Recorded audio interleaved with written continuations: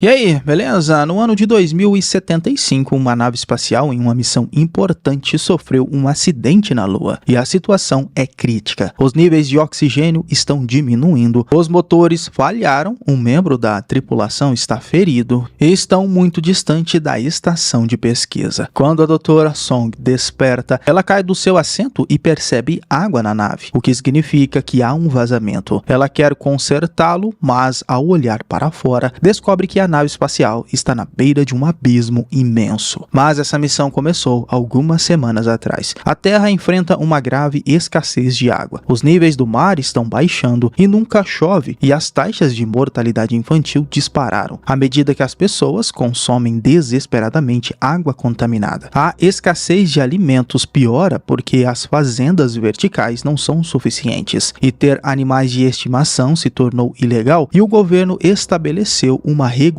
de suprimentos para controlar a situação, racionando a água de acordo com a classe social, e os cidadãos mais importantes recebem cartões dourados com acesso ilimitado. E isso causou centenas de tumultos das classes mais baixas por ficarem sem água por causa disso. No Centro de Pesquisa de Sobrevivência Humana no Ambiente, a doutora Song trabalha com plantas e animais raros como um tigre. Ela recebe a visita do chefe da seção Kim, que cria controles de missões na Divisão de Espaço e Aeronáutica, conhecido como SAA, e foi ver a doutora para pedir para que ela se junte à missão lunar. Inicialmente ela recusa, mas muda de ideia ao saber que se trata da estação lunar de Balhe, onde sua irmã morreu há 5 anos atrás, e devido à morte dela, o governo compensou Song com um cartão dourado. Então naquela tarde a doutora Song participa de uma reunião para conhecer os detalhes da missão e encontrar a tripulação. A estação Balhe teve que ser fechada devido a um vazamento de radiação há 5 anos atrás. Então agora a nova equipe tem que recuperar algumas amostras importantes em cápsulas para trazer de volta para a Terra para pesquisa. Assim que chegarem à Lua, terão 24 horas para completar a missão, e as cápsulas devem ser transportadas em baixas temperaturas e precisam ter cuidado extra com elas. A equipe não é informada sobre o conteúdo das cápsulas nem sua localização, o que é muito suspeito. A doutora Song protesta a princípio, mas a chefe da missão também diz a eles que sabem muito pouco sobre essas cápsulas, e foi esta chefe que deu o cartão dourado à doutora Song quando a irmã dela faleceu, e como tem acesso ilimitado à água, ela mantém um cãozinho de estimação no laboratório. Porém, foi na reunião que ela conheceu o Capitão Han, no qual ela questionou sobre a segurança da missão, mas segundo o capitão, ele estava no comando e não precisava da opinião dela por enquanto. Momentos antes da decolagem, a tripulação fica assustada ao saber que o copiloto habitual foi substituído no último segundo por um estranho chamado Lee. A nave espacial deixa a Terra e alcança a órbita conforme o planejado. O voo ocorre bem até se aproximarem da Lua, só que o alarme começa a soar e eles descobrem que o sistema de acoplagem está com problemas, o que significa que o parafuso não durará quando eles entrarem na órbita para aterrissagem. Como não conseguem contactar a SAA, decidem liberar o módulo de aterrissagem mais cedo. Infelizmente, o motor principal ignora os comandos e eles têm que mudar para o modo manual de controle de impulso, que também não funciona, mas conseguem deixar a nave alinhada. Assim, ela cai no solo lunar e desliza até ficar presa de cabeça para baixo na beira de um abismo. Momentos depois, a tripulação se prepara e tenta abrir a porta, o que faz com que a nave deslize um pouco mais. Algumas partes da nave começam a cair e a tripulação desvia, mas um objeto quebra a janela e a doutora Song escorrega para fora e consegue se segurar no último segundo. O Capitão Han cuidadosamente pega sua mão para trazê-la de volta para dentro. Depois todos saem para a órbita da Lua e alguns segundos depois assistem a nave espacial deslizar para baixo e cair no abismo. Não há comunicação com a SAA e a estação está um pouco mais de 7 km de distância, mas considerando o oxigênio limitado, eles não têm escolha a não ser caminhar em direção à estação lunar. Depois de caminharem por cerca de 7 km